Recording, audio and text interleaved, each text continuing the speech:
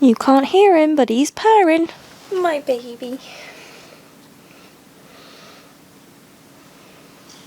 Hello, so this is going to be a very casual review of my 2020 reading statistics, because I did some pretty detailed statistics videos over the course of the year. So really, in this video, we're just looking through my Goodreads and my Storygraph statistics. So I'm gonna screen record on my phone and put it here, and we're gonna go through that together. And Haruki is going to join us. And I need to change my battery, but I don't know where any of my other batteries are. So I'm going to need to look for those, and then we'll do this. Okay, so I hope I'm leaving myself enough space just here for the screen recording. And I didn't even realise that this was such an easy thing for me to do on my phone. So that's great. So we're going to start with Goodreads, because I feel like the Goodreads statistics aren't quite as interesting as the Storygraph. So let's see here. 2020, I read 200 books in 2020, which amounted to, according to Goodreads, 75,099 pages, which is a lot. The shortest book I read was The 11th Metal by Brandon Sanderson, and the longest was Oathbringer by Brandon Sanderson, which was 1,248 pages. So interestingly, Oathbringer is longer than Rhythm of War, so who knew? The average book length was 375 pages, and the most popular book I read was Pride and Prejudice by Jane Austen, with the least popular being Hearts Are Jerks by Gabrielle Harboui, which doesn't surprise me because that one is a self-published book, so they generally tend to be less known about. My average rating was 3.9, but Storygraph has some interesting information about that, so we'll look at that later. Highest rated, Words of Radiance. It still baffles me that Words of Radiance is rated higher on Goodreads than either The Way of Kings or Oathbringer. I wouldn't expect Oathbringer to be higher, but I would have expected The Way of Kings to be higher. I now expect that eventually Rhythm of War will overtake it. The first review of the year, that's not particularly interesting, was Alloy of Law, because that's the first one I read.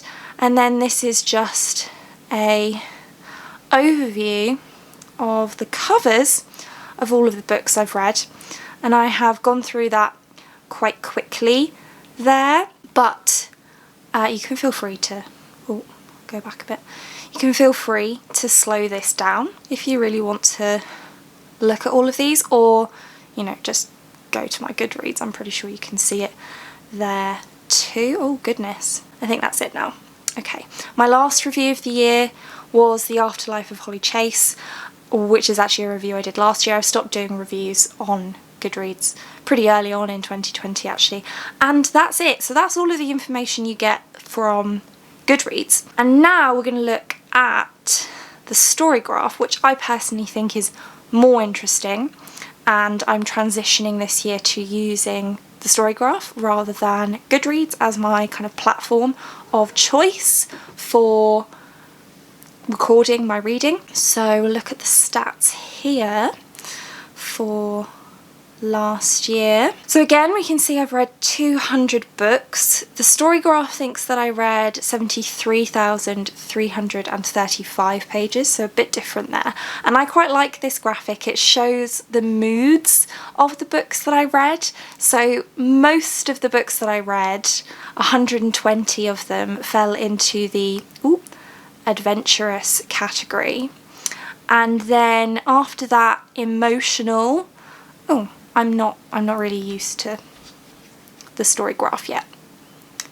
And Haruki is now scratching to try and get out of the room, but he's okay. And Then after that we had Mysterious at 55.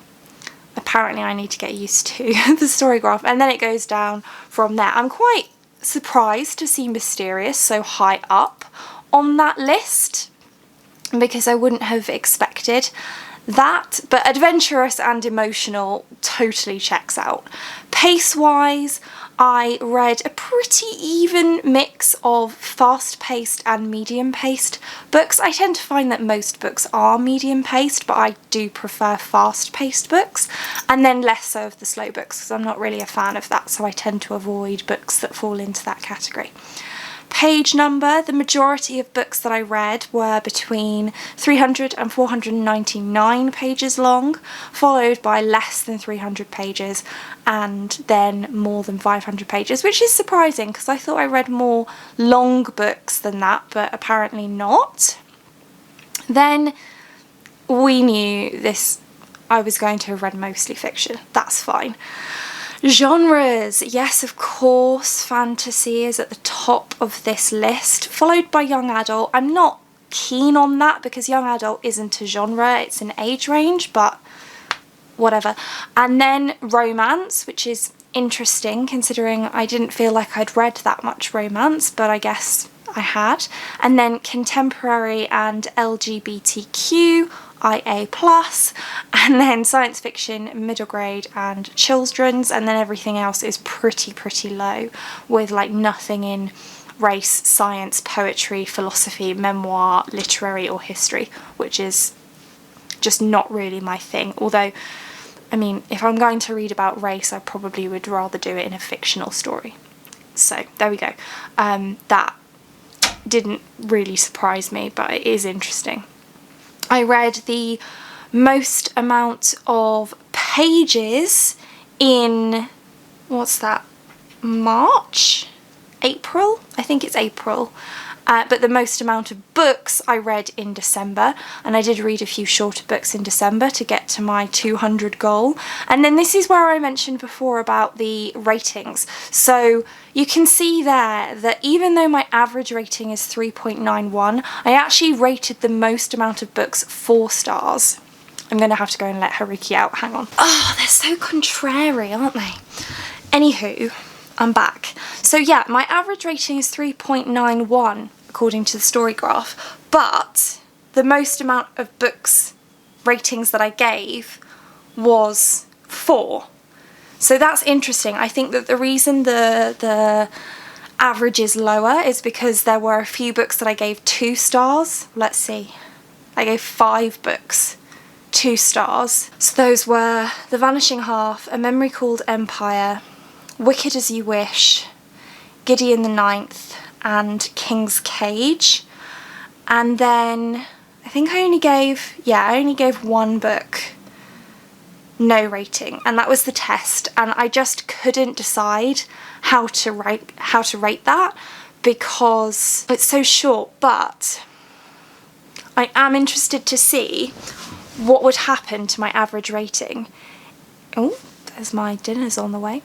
What would happen to my average rating if I were to give this a 4 stars, because I think that's, you know, that's probably what it is. So, oh, there you go. How do you edit the review? I don't know. Can you edit the review? Ah, yeah, view, edit. No, that's read history. No, that's not what I want to do. Still getting used to the story graph. Oh, is that edit? Yes. Okay, so I'm going to give this 4 because I think that that's right.